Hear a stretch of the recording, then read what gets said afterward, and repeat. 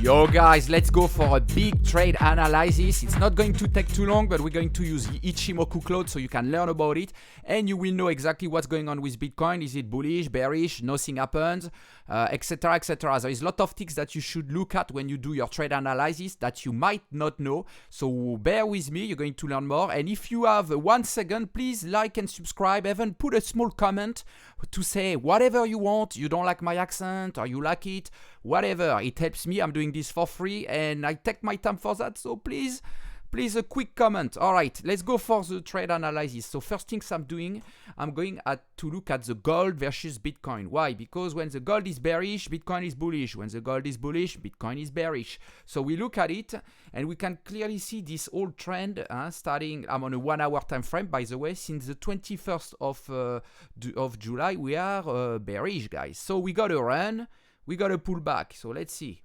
Let's put it together. We got a run. And we got a pullback, a run, a pullback. And it seems like the pullback is over. So if we still follow as it used to be with the other candle, at least from around here, we can see that we should enter another run on a bearish trend again. So it means what? It means that we should stay bullish on Bitcoin. So it's a good news. But is it going to happen really or not today? We will see. So once this candle will be finished, will be over. So tomorrow we're gonna see this candle completed, and we hope for it to be bearish. Okay, so that's the first things we can look at. We can expect a bearish trend right now. So let's see what's going on later. But now we need to look into the Bitcoin CME future. Why? Because it's all the big institutions, the big traders are on it. So whatever they do, if they have interest into Bitcoin at the moment, it's going to influence the whole market. So the Bitcoin itself as a USDT or any other pair is going to be a lot influenced by what they are doing. So we need to look at this at the Bitcoin CME. And I'm on a 1 week time frame just quickly to see if we still have a lot of interest. And you can see around this area, not much interest, a bit here, and it started to go back, but it's kind of slowing down around here since the 2nd of August. It's kind of slowing down, and we don't know for this week what will happen, but who knows? So let's go on the daily and see. Okay, so during Friday, because it's not open during the weekend, it's closed. So Friday, we still have kind of fairly some interest for it. But today, we don't know. And we can see that the 10th and 11th of August was pretty much dead. So who knows if they're going to do the same. 10th of August was on the last Tuesday. So we need to wait and see what's going on. But on the Monday, you see there are a lot of activity. So we hope for the same pattern to happen. But at least we see this. We know that we are on a resistance anyway here at the Bitcoin CME on a daily time frame with this SSB of our cloud, which is at 44,500. So that's good. However, we have a massive cloud here. So if we get inside it, there is almost nothing to stop us to bearish except this Tenkan here and our Kijun. So that's what we have as an element. So now let's go for Grayscale. Okay, Grayscale are trust fund. So what they do? Are they interested? Nothing. You can clearly see here they are not interested into Bitcoin at the moment. So there's nothing going on. So ignore. The next things we can look at, it's a quick visualization of the whole market for today. USDT is minus. Yeah, I kind of expect it to totally disappear this year by the end of this year. But anyway, Bitcoin, everything's kind of is pretty good signals at the moment. Everything is green, so why not? Let's go look at the option interest. That's very important. Do we have a lot for this week? And you can see that the weekly, which is going to end here, so it's this one here. It ends on the Friday, okay, at 11:59 Chicago time, PM. And you can see that there is not much compared to the week after. So anyway, we still have more interest than what's going on for tomorrow and after tomorrow. But yeah, it's not much going on. So let's go here and look at what's going to happen on the 20th here. And okay, max pain price about 45K. That's where we expect to be. We can see a lot of it seems to be pushing for a higher price. You see 46. So let's see what's going on the week after on the Friday, and we go back to a 40k. So we're going to be a bit bearish as per the option. So we can expect to be bullish this week and bearish next week. That's a global picture as we have, okay? This page here, the coin option tracker, is updated every morning. So go back tomorrow morning to see something different. That's where you need to look at. Okay, going back now, and I'm going to look properly at the BTC USDT. We got some resistance here. You see this one. We started on the 22nd of June. And it was fixed on the 30th of July, and it actually matched with what we got on the pretty much on the 9th of August, and happened again on the 13th last week. You can see that we got this resistance here, and now we're flying. Why I put this resistance here? If I remember, I think it appeared from me, because I put it here from the latest high candle here on the 10th of August. But the next one is here now, so normally we should push it here, and maybe I didn't put because of this here. You see, we still have this SSB of our cloud between the period of 14th to 30th of June that is creating pressure, but we see kind of that we've been testing it anyway, so I could place it above here now. So just to see, so we got our lagging that is in between, and today for the moment we've been touching both sides. So far the body is still on the bottom, 47k. Hopefully it doesn't go lower. If it goes lower than our resistance here, there is a lot of big chance that we are going to touch the 45,500.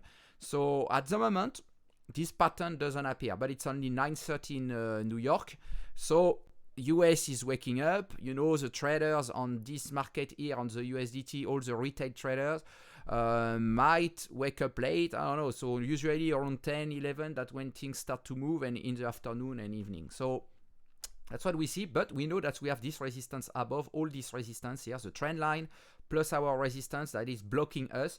Once we pass this and above this resistance, so as earliest as possible, we don't want this to happen in too many days later, because we have another large gap at the end, so we don't want that.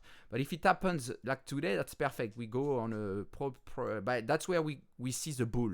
The bull is gonna happen here, but at the moment not yet. Okay, so we still have some luck to go bearish. Okay, I say luck because to me going bullish or bearish doesn't change anything. You can take short or long a trade, so it doesn't change anything. So the luck is the same, but we just want to know where and when it's possible. So as per today, if for myself, I'm not giving you any financial advice, but just by trade analysis, if I'm going to go break this resistance of 46,700, so let's say about here 46,500, then I will take a short position down here, at least down to the 45,510. If I can make some benefits with that, why not? We got a forming red candle now on the daily. Interesting. Let's go on a 4 hours time frame and see what's going on.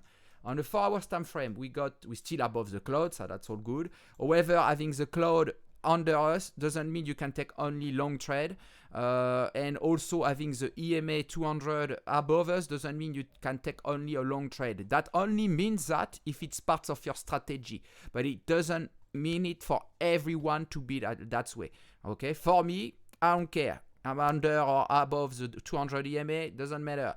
If I'm under or above the cloud, it doesn't matter. As per my strategy, this has no meaning. Also, look at the end of the cloud here. Just tells us that right now we're just accumulating. It's very flat. But what happens here right now or today doesn't have any meaning for this candle today. Okay, it doesn't mean anything. So if we can see, I don't know, the SSB crossing over the SSA, doesn't mean shit for us today. All right, some people think it does, it doesn't. Also, I heard last week that some people saying you cannot use Ichimoku on cryptocurrency because cryptocurrency is 24/7. This has no sense. The maths done is through the existing candle, not when there is nothing happening. So this is not true. Just make sure that when you open your Ichimoku here, if you're using this one, you got the displacement at 27. You can see otherwise it moves everything. Why 27? Because TradingView believe the maths done on this, on our signals, are all done through the current candle, but it's not true. It has to be done through the latest previous candle that is already closed. So this one closed already. We can base all our maths based on from this place. So yeah, anyway, you can see we're crossing down now. That's why we could see the daily going red.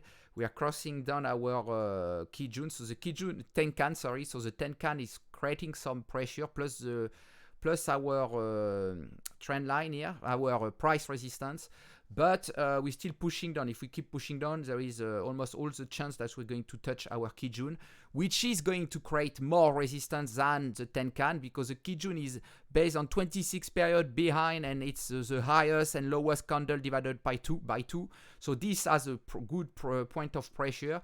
But our Kijun is create some pressure as well, but it's based on less periods. So that's why it's easier for our chart to go through it. As per our lagging, so you can clearly see that the lagging already breaks through this trend line easily and cross down our current price support. What can stop it next? If we are not we're probably going to test this from the bottom before getting above again. But if this doesn't happen, where are we going? We got a lot of space between, because nothing can stop us until this candle, and by the time we get there, we will be here or here. So we got this probably. That's going to be the Tenkan that's going to block our lagging span to go lower than this. So it's gonna be about 45,600 if it happens. But you can see that will be around here 45,600. But before that, we got this Kijun to stop us. So I wouldn't expect it to go lower than this, but if it does, we know also what can happen if we go lower than this. And as soon as we touch this, anyway, we got some resistance. So you have time to exit your position, take profit, whatever you do, trailing stop, anything is gonna work out. But if it goes lower, then we got the cloud here, and entering the cloud could be easy because there is no SSA that is very flat here. It's quite not flat, and the cloud is pretty large, so it's easy to go inside it and cross it, but far to be there. I'm looking at a 4 hours time frame, guys. Don't forget. Let's go on a 1 hour time frame and see what happened. Say, okay, we had this twist here. So a twist that you see here, for example, has absolutely no importance with what's going on here. What happens here is just to show us what might happen to the chart around this area once we are above it. You can see here we had this twist. We didn't enter into it. It should have been done this morning at 7 a.m. for New York time. We didn't. We avoid it, so it's actually a good sign. We start to push on the SSB. The SSB is flat, so it's harder to get in, but it's a 1 hour time frame, so it's less strong than on a 4 hours or a daily time frame. But we don't have any actually on 4 hours. Daily time frame, we got this one here, massive, very, very resistant. So let's go back 1 hour, and we can see we're flying inside. We start to get inside. So this is what's going to happen today. Most probably going to play inside this Ichimoku cloud. The bottom of it is going to create also some resistance, but not too much. It's not too flat. It's better around 1 p.m. between 1 and 5 p.m. But you can expect a pullback, okay? You can expect, a run. So we are in a pullback now. We can expect a run to happen soon. So that's where everybody is watching now. Everybody is high around this area. So think of it. When things happen, it's because everyone does something. So if everybody is afraid to go on a long call, they will start to short it. And if they all do together, then it start to go bearish. So we need to watch out this area. It's very important. Let's go on a lower time frame, because you can trade with a lower time frame using Ichimoku. So I'm going to go to the 30 minutes and see we are straight inside, above our resistance, above the whole cloud. So it's interesting, but the cloud's going to go up around here. So we probably going to get this positive area to push us a bit up. So this we will know in about not too long, about 2 hours, 2-3 hours. So that's how you do an analysis, guys. That's how you can see what's going on, and you can see also the lagging here is just cross under our Kijun, our 30 minutes Kijun, and we'll have another resistance here at the SSB of our cloud at 46,453. So you can clearly see that we already went nearby this level. Are we going to go back into it? It seems like we pull back now, so I'm not quite sure. It might be already too late to take a short down to 46,447.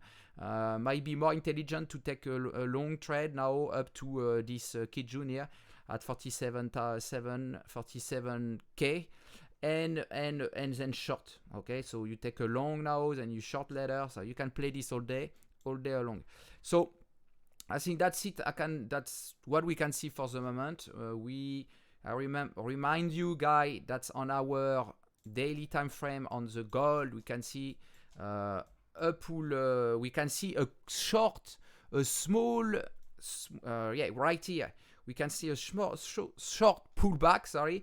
And a run coming up again. So I don't know. We'll see. We got this pullback. The run is here. We will see if this one gonna close up or not. But I expect it to keep going on a bearish trend for the gold. So we should be fine with Bitcoin on a larger trade time frame. We should be fine. Anyway, keep being updated by my call and by whatever I post, because I will do some more analysis every day. And one bigger one at the end of the week. So yeah, watch out. It's good to learn the Ichimoku code. It can help you for your trades, for everything. You need some other indicators. Maybe additionally, you can use maybe the MACD and look closer to the RSI 14 if you want to find some divergence inside a divergence, etc.